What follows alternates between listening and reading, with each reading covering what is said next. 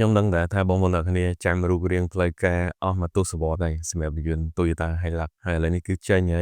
នៅក្នុងចំនួនទី9ដែលឲ្យឈ្មោះថា New Hilux Travel ជំរាបសួរបងប្អូនទាំងគ្នាហើយការរងចាំនេះក៏មិនមែនចាំតែ Hilux Travel ដែរខ្ញុំជឿជាក់ថាបងប្អូនទាំងគ្នាក៏នឹកជាមួយនឹងបាទវេទិកាសម្រាយពីឡានថ្មីរបស់ខ្ញុំយើងបែកគ្នាមករយៈនេះបែកគ្នាយូរបាទដោយសារតែមានភារកិច្ចហ្នឹងគឺមមាញឹកហើយក៏អង្គុយគិតថាបងប្អូនយើងគ្រប់ត្រូលច្រើនដែរតាក់ទងទៅនឹងប្រភេទមាតិកាបែបសម្រាយនេះអាចថាបងប្អូនយើងស្ដាប់ទៅចូលគេងហើយក៏អាចទទួលបានព័ត៌មានក្នុងកំឡុងពេលសម្រាកពេលទំនេរអាចដឹងអំពីបច្ចេកវិទ្យាថ្មីជុំវិញពិភពលោកទាំងក្រៅទាំងក្នុងស្រុកអញ្ចឹងហើយមិនទៅណាទេគឺត្រឡប់មកជួបបងប្អូនគ្នាសាជាថ្មីជាមួយនឹងបាទសម្រាយពីឡានថ្មី Toyota Hilux Travel ឆ្នាំ2026ដែលទៅតែសម្ពោធបង្ហាញខ្លួនរូបរាងក្តៅសម្រាប់ទីផ្សារជុំវិញពិភពលោកហើយដល់ពេលអញ្ចឹងបងប្អូនទាំងគ្នាឆ្ងល់ទៀតហើយដល់ពេលអញ្ចឹងធ្វើម៉េចទៅសម្រាប់ទីផ្សារប្រទេសកម្ពុជារបស់យើងថាតើអាចនឹងមានវត្តមានផ្លូវការហ្នឹងពេលណាទៅហើយបើសិនជាមានហ្នឹងក៏នឹងคล้ายទៅជារថយន្តដែលផ្គុំដំឡើងដោយបងប្អូនប្រជាពលរដ្ឋខ្មែររបស់យើងដែរដែលគាត់ជាបុគ្គលិកវិស្វករជំនាញនៅក្នុងចក្រ Toyota Suso Manufacturing ដែលស្ថិតនៅតំបន់សេដ្ឋកិច្ចពិសេសភ្នំពេញហ្នឹងឯងអញ្ចឹងបងប្អូនទាំងគ្នាសម្រាប់ការបង្ហាញជូននេះគ្រាន់តែគេបង្ហាញជូនទេក៏ប៉ុន្តែបើនិយាយអំពីរយៈពេលនៃការលក់សម្រាប់ទីផ្សារហ្មងណាបើជប៉ុនយូរជាងគេហ្មងបងប្អូនទាំងគ្នាទីផ្សារទឹកដីកំណើតខ្លួនឯងហ្នឹងអាចប្រើបាននៅពាក់កណ្ដាលឆ្នាំ2026ហើយទីផ្សារដែលគេនឹងបញ្ចេញនៅក្នុងពេលចុងឆ្នាំខ្ទង់ខែ12ខែហ្នឹងគឺមានតែនៅទីផ្សារអឺរ៉ុបហើយនិងទីផ្សារអូស្ត្រាលីទេហើយជាក់ស្ដែងសម្រាប់ទីផ្សារអាស៊ីអញ្ចឹងអាស៊ីក៏យើងអត់ទាន់ដឹងថាតើនឹងមានប្រទេសណាដែលគាត់នឹងប្រើមុនគេប៉ុន្តែច្បាស់ណាស់ប្រទេសថៃដឹងតែប្រើមុនគេហើយដែលគេគ្រោងនឹងឲ្យលក់ជាផ្លូវការហ្នឹងគឺនៅដើមឆ្នាំ2026ហើយដូចបានបញ្ជាក់អញ្ចឹងសម្រាប់ប្រទេសជប៉ុនខ្លួនឯងដែលជាគេហៅ brand កំណើតនោះអាចប្រើនៅក្រោយគេវិញបាទប្រើនៅក្នុងឆ្នាំពាក់កណ្ដាលឆ្នាំ2026អញ្ចឹងបើសួរថាទីផ្សារប្រទេសកម្ពុជាពេលណាក៏យើងអត់ទាន់បានដឹងដែរពីព្រោះជាក់ស្ដែងហ្មងសូម្បីតែឥឡូវនេះស្ថិតនៅក្នុងចំនួនទី8នេះ Toyota Hilux Revo Rally នេះតែកំពុងតែផ្គុំនឹងដំឡើងនៅខ្មែររបស់យើងនេះក៏នៅតែទទួលបានការគ្រប់គ្រងខ្លាំងហើយពេលខ្លះទៀតសឹងតែបាទដំឡើងផ្គុំនឹងអត់តន់ផងហើយចំណុចដែលល្អចំណុចមួយដែលពិសេសគឺរឿងលក់ទៅវិញហ្នឹងគឺនៅតែបានតម្លៃពោះដដែលខ្ញុំសរសើរ Toyota ត្រង់ហ្នឹងហ្មងបងប្អូននេះហើយបើទោះបីជារូបរាងចំនួនទី9ចេញក៏ពិតមែនក៏ប៉ុន្តែបើសម្រាប់ខ្ញុំរូបរាងទី8ហ្នឹងនៅតែស្អាតដែលយើងថាឡានហ្នឹងនៅតែស្អាតណាដែលក្នុងកំឡុងពេលដែលយើងរងចាំឡានចំនួនទី9ចេញមកហើយវានៅតែស្អាតមែនហើយតម្លៃនៅតែនឹងហ្មងនៅនឹងតែម្ដងហើយទៅតែរកឡានមកទឹកគឺបងប្អូនទាំងគ្នាទៅដើមទិញមកបងប្អូនយើងចង់បានឡាន Hilux ចង់បានឡាន Toyota ហ្នឹងខ្លាំងមែនតើអញ្ចឹងអាចថាជាយោបល់ដែរជាក់ស្ដែងយើងទីផ្សារប្រទេសនីមួយៗវាខុសៗគ្នាអញ្ចឹងហើយអាស្រ័យទេបើយើងមានតម្រូវការទិញហើយយើងទិញទៅចំនួនទី8ក៏ដោយអីក៏ដោយពីព្រោះតម្លៃនៅតែរឹងដដែលទេបងប្អូនទាំងគ្នាតម្លៃនៅតែលក់បានថ្លៃមិនចុះថ្លៃដូចជាឡានផ្សេងទេខ្ញុំអាចនិយាយថា Toyota គឺជាទីផ្សារឡានដែលគាត់ឈរជើងបានរឹងមាំខ្លាំងមែនទែនជាពិសេសគឺទៅលើរថយន្តប្រភេទ pick up ហើយនិង SUV របស់គាត់ក៏មាន Toyota Hilux និង Toyota Fortuner ក៏ប៉ុន្តែឡានផ្សេងទៀតនៅតែមានតម្លៃដដែលទេតែដូច Toyota Ray នៅ 20,000 ជាងនៅឡើយនឹងបើទោះបីជាមានការកន្លុកទីផ្សារការនាំចូលការប្រកួតប្រជែងទីផ្សារពីប្រទេសចិនក៏ពិតមែនបាទឡានចិនថោកមកច្រើនក៏ដោយក៏ប៉ុន្តែឡានជប៉ុនមួយនេះ brand ជប៉ុនមួយនេះនៅតែទទួលបាននូវការគាំទ្រខ្លាំងហើយនៅតែមានបងប្អូនយើងដដើមចង់បានឡានមកទឹកក្នុងស្រុករបស់យើងយកមកប្រើប្រាស់អូខេបងប្អូនអូខេអញ្ចឹងអាចថាអាស្រ័យលើបងប្អូនទាំងគ្នាបើយើងមានតម្រូវការហើយយើងទិញទៅមិនជាបញ្ហាទេអានេះបើតាមយើងមើលពីទីផ្សារនេះពេលបច្ចុប្បន្ននេះគឺដូចជាមិនជាបញ្ហាអ្វីទេហើយមានបងប្អូនយើងខ្លះហ្នឹងក៏គាត់យល់ស្របដូចខ្ញុំដែរបើសិនជាមានតម្រូវការយើងទិញប្រើទៅតែយល់ស្របមួយទៀតគឺបាទរូបរាងខាងក្រៅមិនជាប្រហែលទេសម្រាប់ខ្ញុំហើយបើទោះបីជាចំនួនទី9ក៏ប៉ុន្តែបើនិយាយពីរូបរាងបងប្អូនគ្នាបើសម្រាប់ខ្ញុំមើលទៅអ្វីដែលផ្លាស់ប្ដូរហ្នឹងគឺផ្លាស់ប្ដូរតែផ្នែកខាងមុខហើយផ្នែកខាងក្រោយតែអាចថាចំហៀងតិចចុះពីព្រោះដោយសារតែលើកនេះគេមានថែមចដាដូច Ranger ដូចអីអញ្ចឹងណាដែលមានចដាសម្រាប់ឡើងទៅត្រង់ផ្នែកខាងក្រោយនៃឡានហើយផ្នែកចំហៀងខ្ញុំមើលទៅនៅដដែលនៅតែ Hilux ដដែលតាំងពីកញ្ចក់មើលហើយ និយាយទៅមើលទៅដដែលហើយឡាក់ដដែលបងប្អូនបងប្អូនមើលទៅឃើញចឹងអ្វីដែលខុសនោះគាត់គេធ្វើរៀងប៉ោងបន្តិចទេមកស៊ីជាមួយនឹងប៉ាណានៅផ្នែកខាងមុខណាហើយគួរឲ្យចាប់អារម្មណ៍មួយទៀតគឺទាក់ទងទៅនឹងប៉ាណានៅផ្នែកខាងមុខគេលែងប្រើ logo ក្បាលគោ Toyota ទៀតហើយគេប្រើអក្សរដាក់ Toyota តែម្ដងនេះគឺជាអត្តសញ្ញាណថ្មីដែរដែលយើងធ្លាប់តែឃើញនៅលើប្រភេទរថយន្តដូចជា Toyota Land Cruiser បាទបែប GR អីចឹងណាដែលយើងឃើញគេដាក់អក្សរ Toyota គេលែងប្រើ logo ក្បាលគោទៀតហើយអូខេហ្នឹងគឺជាចំណុចដែលខ្ញុំចាប់អារម្មណ៍ហើយប៉ុន្តែគេលេងបែបជា honeycomb ដែលយើងមើលទៅដូចសំបុកឃុំដូចអីហ្នឹងហើយគេធ្វើមករៀងអំណាចដែរជាពិសេសកាងនៅផ្នែកខាងក្រោមគេធ្វើមកស័ក្តិសមសម្រាប់ឡានដែលយើងប្រើប្រាស់ទាំងផ្លូវស្ថានភាពផ្លូវដែលពិបាកផ្លូវស្រួលអញ្ចឹងទៅបាទហើយនៅផ្នែកខាងក្រោយគឺប្រើចង្កៀងកំពុងគេធ្វើ LED ឆ្នូតមកកាត់មកអញ្ចឹងទៅវាប្លែកដែរហើយហ្នឹងហើយសិតតែ LED ឯងមកដល់សម័យកាលនេះហើយបងប្អូនគ្នាគាត់ថាដូចបានបញ្ជាក់អញ្ចឹងអ្វីដែលយើងមើលទៅប្លែកខ្លាំងហ្នឹងគឺមានចដើនៅផ្នែកចំហៀងដែលយើងអាចធ្វើការឡើងទៅត្រង់ផ្នែកខាងក្រោយហើយសម្រាប់ឡានមួយនេះគេនៅតែរក្សាដដែលទេ leather frame ជាសាក់ស៊ីចដើសម្រាប់ការដឹកសម្រាប់អីចឹងទៅក៏ប៉ុន្តែវាមានចំណុចដែលពិសេសដែលលើកនេះបានធ្វើការអភិវឌ្ឍបន្ថែមសម្រាប់ជំនាន់ទី9តាមពិតទៅមានបងប្អូនយើងគាត់គិតថាសម្រាប់លើកនេះណាសម្រាប់ជំនាន់ទី9នេះ Toyota គួរតែប្រើ platform រួមគេហៅ TNGA ដែល TNGA ហ្នឹងយើងធ្លាប់បានឃើញនៅលើរថយន្តដូចជា Toyota Land Cruiser ហើយសម្រាប់ទីផ្សារអាមេរិកឬក៏អីហ្នឹងគឺ Tacoma អីហ្នឹងក៏ប៉ុន្តែជាក់ស្ដែងគេនៅតែរក្សាទ្រង់ទ្រាយដដែលគឺប្រភេទចដា leather frame ដែលជាស្ថាបត្យកម្មសម្រាប់ Hilux ឯងតាំងពីដើមមកអូខេអញ្ចឹងអ្វីដែលពិសេសហ្នឹងគឺសម្រាប់ជំនាន់ទី9គឺបានបន្ថែមនៅជំរើសថ្មីគេហៅ Travo E ដែលជាប្រភេទអគ្គិសនីសុទ្ធបាទហើយសម្រាប់អគ្គិសនីសុទ្ធនេះបើតាមមើលទៅToyotaហាក់បីដូចគ្រាន់តែជាការបង្កើតមួយសម្រាប់បញ្ញាអារម្មណ៍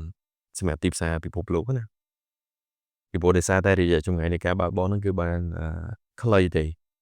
បាទព្រោះបើគេវាស់ទៅតាម standard NEDC standard នេះគឺបាន300គីឡូម៉ែត្រក៏ប៉ុន្តែបើវាស់តាម WLTP បានតែ240គីឡូម៉ែត្រទេ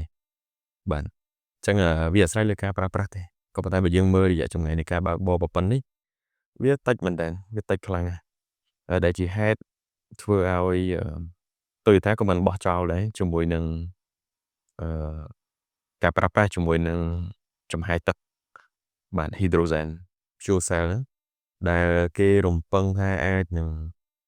ផលិតចេញខ្ទង់ឆ្នាំ2028ក៏ប៉ុន្តែឥឡូវយើងនៅប្រើ2026នេះយើងប្រើអគ្គិសនីសុទ្ធហ្នឹងគឺបានខ្លីបាទយ៉ាងណាមិញសម្រាប់ការអភិវឌ្ឍទៅលើបច្ចេកវិទ្យាអាគុយនេះដូចយើងបានដឹងអញ្ចឹងsolid state របស់ Toyota ហ្នឹងគឺការបើកបរអាចដល់រហូតដល់3000គីឡូម៉ែត្រក៏មានដែរអញ្ចឹងសួរថាហេតុអីបានជាផលិតមកសម្រាប់ Travo E នេះគឺបានតិចម៉េះអញ្ចឹងខ្ញុំគិតថាជាយុទ្ធសាស្ត្រទីផ្សារមួយគ្រាន់តែបញ្ញាអារម្មណ៍កុំឲ្យថាអត់មានសោះណាហើយ Toyota ជាក់ស្ដែងគាត់នឹងរងចាំមើលតែពេលវេលាស័ក្តិសមណាមួយទេដើម្បីបង្ហាញអំពីបច្ចេកវិទ្យារបស់គាត់ហើយកុំនិយាយបងប្អូនទាំងគ្នាអត់ដូច Nokia ដែលបងប្អូនទាំងគ្នាតែនិយាយទេ Toyota គឺធំហើយ Toyota គឺមាន R&D របស់គេខ្លាំងណាស់គេមិនប្រឡែងចោលទេសូម្បីបច្ចេកវិទ្យា hydrogen ហ្នឹងក៏នៅតែបន្តការសិក្សារហូតបាទហើយអាចនិយាយបានថាជាក្រុមហ៊ុនដែលមានវ័យចំណាស់មួយដែលមានភាពចាស់ទុំនៅក្នុងវិស័យទីផ្សារយានយន្តហើយតែងតែបញ្ចេញនូវបច្ចេកវិទ្យាដែលទំនើបអញ្ចឹងអត់អាចដូចNokiaទេហើយឥឡូវនេះដូចយើងបានដឹងអញ្ចឹងនៅពិព័រណ៍ Japan Mobility Show ឆ្នាំ2025Toyotaចាប់ផ្ដើមផ្ដាច់ចេញនៅ brand របស់គាត់គឺ Century ហ្នឹង ទៅជាម៉ាករថយន្តប្រណិតមួយទៀតដើម្បីប្រកួតប្រជែងជាមួយនឹងរថយន្ត Rolls Royce Bentley ស្អីហ្នឹងជាច្រើនអូខេអញ្ចឹងយើងនិយាយប៉ុណ្្នឹងសិនហើយយើងចូលទៅកាន់ការរចនារូបរាងនៅផ្នែកខាងក្នុងដែលជាកន្លែងមួយដែលខ្ញុំពេញចិត្តខ្លាំងមែនតើបងប្អូនគ្នាកន្លែងដែលពេញចិត្តខ្លាំងនោះគឺ DNA ថ្មីហ្នឹងគឺហាក់បីដូចជាបានពណ៌នាំនៅការរចនាក៏ដូចជាអត្តសញ្ញាណដែលគេយកចេញពីបាទអធិរាជលើដងវិថីដែលយើងហៅថា Toyota Land Cruiser ដែលយើងបានឃើញឆាំងគីចកូត style ឆាំងគីណាហើយនឹងប៊ូតុងទាំងអស់គឺ style របស់វាគឺចេញមកគឺតកូលរបស់ Land Cruiser មកបាទហើយចាប់អារម្មណ៍មួយទៀតគឺតាក់ទងទៅនឹង console កណ្ដាលដែលគេលេងជាមួយនឹង gear knob ប្រអប់លេខមើលទៅយ៉ាងប្លែកដែរបាទមានការខានចែកមានអីចឹងនិយាយទៅ style របស់គេចេញមកដូច Land Cruiser ស្អាតខ្លាំងហើយអេក្រង់កំសាន្តលើកនេះគឺបាទពេញផ្នែកតែម្ដងដែលទំហំលើកនេះគេប្រើរហូតដល់ 12.3 អ៊ីងហើយការរចនារបស់គេបែបប្រអប់ជ្រុងហ្នឹងគឺស៊ីជាមួយឡែនមែនដែរដែលជាពិសេសនៅផ្នែកខាងក្នុងប៊ូតុងស្អីហ្នឹងគឺអត្តសញ្ញាណរបស់គេទៅជ្រុងហ្នឹងនិយាយទៅដូច Land Cruiser អញ្ចឹងហើយសម្រាប់អេក្រង់កុងទ័ររបស់គេទំហំ 8 អ៊ីងនិយាយទៅពេញសាច់ពេញលេងមកពេញរូបពេញរាងមកបងប្អូនគ្នា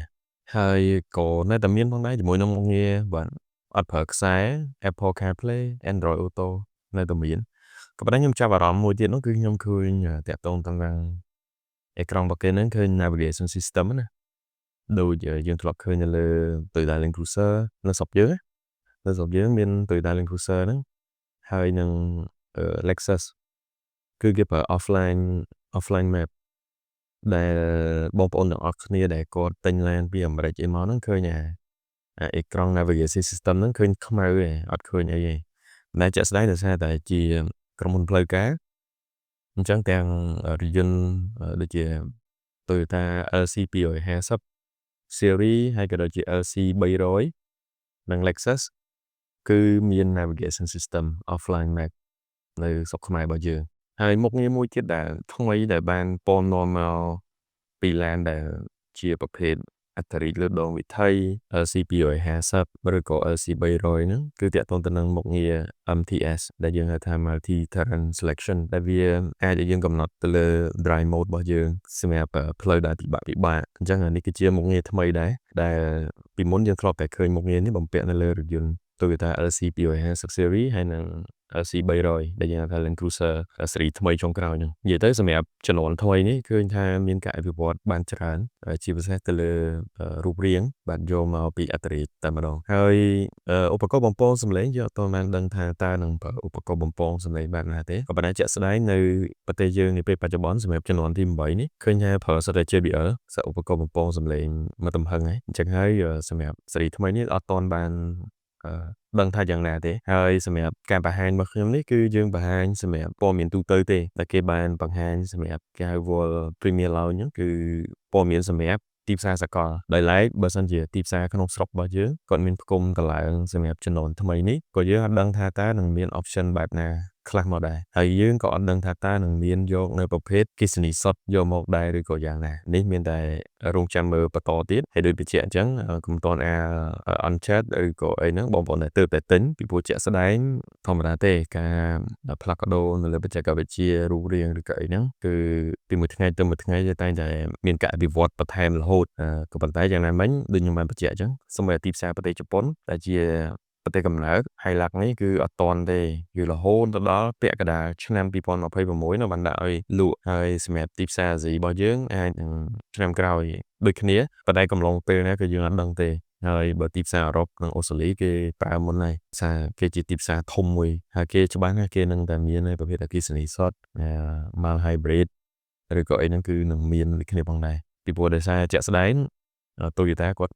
launch ជាមួយនឹងអាគុយ 48V ដែលគាត់ឲ្យឈ្មោះបច្ចេកវិទ្យាហ្នឹងថា V-Active V-Active ហ្នឹងគឺ mild hybrid ហ្នឹងហើយដែលវាជំនួយទៅលើថាមពលកម្លាំងឲ្យវាកាន់តែខ្លាំងបន្ថែមទៀតផងដែរ ហើយជាក់ស្ដែងហ្នឹងហើយម៉ាស៊ីន 1GD ឬក៏ 2GD ហ្នឹងនៅតែផលិតដដែលពីព្រោះជាការស្រាវជ្រាវមួយរយៈពេលយូរដែរ GD engine ហ្នឹងគឺគេរកឃើញនៅពេលដែលគេបានផលិតរថយន្តជំនាន់ទី8ហ្នឹងគឺចាប់ផ្ដើមមាន GD engine ហ្នឹងចូលមកហើយប៉ុន្តែសម្រាប់ជំនាន់ទី9នៅតែប្រើជំរើសម៉ាស៊ីន GD ដដែលហើយគេបន្ថែមជាមួយនឹងជំរើសលក្ខណៈអគ្គិសនីអញ្ចឹងទៅសម្រាប់ឲ្យទាន់ជាមួយនឹងការបដិញ្ញាចិត្តកាបូនឌីអុកស៊ីតដែលម្នាក់ៗតែងតែមានការបដិញ្ញាចិត្តគឺខ្ទង់ឆ្នាំ2030ទៅ2035ហ្នឹងគឺចាប់ផ្ដើមលែងមានឡានដែលប្រើចំហេះហើយប៉ុន្តែយ៉ាងណាមិញដូចខ្ញុំគិតហ្មងគឺទីផ្សារគឺគេនឹងបត់បែនទៅតាមភាពជាក់ស្ដែងផងដែរហើយនៅក្នុងជំនាន់ទី9នេះយ៉ាងណាមិញក៏យើងអត់ទាន់បានឃើញដែរសម្រាប់ប្រភេទ GR Sport ក៏ប៉ុន្តែបើយើងមើលទៅលើការផ្សព្វផ្សាយសម្រាប់ជម្រើសឡានគឺមានច្រើនជម្រើសដែរអញ្ចឹងជាក់ស្ដែងគេមានប្រភេទ Overland គេមានប្រភេទ Pre-runner គឺមាន Full Track ហើយនឹងគេមានប្រភេទអគ្គិសនីដែលយើងហៅថា Travel E ហ្នឹងអញ្ចឹងសម្រាប់ GR Sport យើងអត់ទាន់បានឃើញថាតើនឹងយ៉ាងណាទេអញ្ចឹងយើងនឹងរងចាំមើលក៏ប៉ុន្តែសម្រាប់ចំនួនទី9អ្វីដែលខ្ញុំចាប់អារម្មណ៍ខ្លាំងហ្នឹងគឺការរចនាទៅលើដៃចង្កូតដែលវា chunky steering ណាហើយកន្លែងប៊ូតុងចុចស្អីហ្នឹងគឺលំនាំដូច Toyota Land Cruiser អញ្ចឹងបាទសំបីអេក្រង់កុងទ័រអេក្រង់កំសាន្តនេះគឺលំនាំមកអញ្ចឹងហើយអ្វីដែលថ្មីសម្រាប់ Hilux Travel គឺ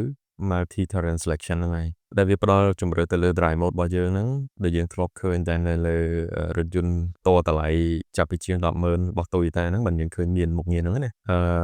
គឺមុខងារដូចជាមុខងារមានខ្សាច់មាន matte មាន wrap deep snow អីណាហ្នឹងគឺមានហើយជាមួយនឹង Multi Terrain Monitor ប្រហែលជាឧបសគ្គឲ្យយើងបានឃើញគឺយើងធ្លាប់បានឃើញដែរយើងឃើញនៅលើដៃគូប្រកួតប្រជែងគឺ Ranger Wildtrak គឺគេមានមុខងារ off-road ទាំងអស់ហ្នឹងអញ្ចឹងសម្រាប់ជំនាន់ថ្មីជំនាន់ទី9ហ្នឹងគឺ Hilux Travel គឺមាន Multi Terrain Selection ដែលវាផ្ដល់នូវជម្រើសនិងភាពបត់បែនសម្រាប់ស្ថានភាពផ្លូវពិបាកសម្រាប់បងប្អូនគ្នាយកទៅប្រើប្រាស់ផងដែរហើយយ៉ាងណាមិញប្រព័ន្ធសុវត្ថិភាពក៏នៅតែរក្សាដដែលគឺអត់ទៅណាទេ Toyota Safety Sense ក៏ប៉ុន្តែលើកនេះគឺគេប្រើជំនាន់ទី3អញ្ចឹងវាកាន់តែទំនើបព្យាក្រឹតហើយសុវត្ថិភាពកាន់តែខ្លាំងជាងមុនផងដែរហើយបងប្អូនគ្នាប្រកាសជាឆ្ងល់ហើយមិនបានសុកចេញមកមានពាក្យថា travel អញ្ចឹង travel សម្រាប់ពាក្យ travel ហ្នឹងគេមានពាក្យរបស់គេដែលគេរួមបញ្ចូលគ្នារវាងពាក្យ travel ជាមួយនឹង voyages ដែល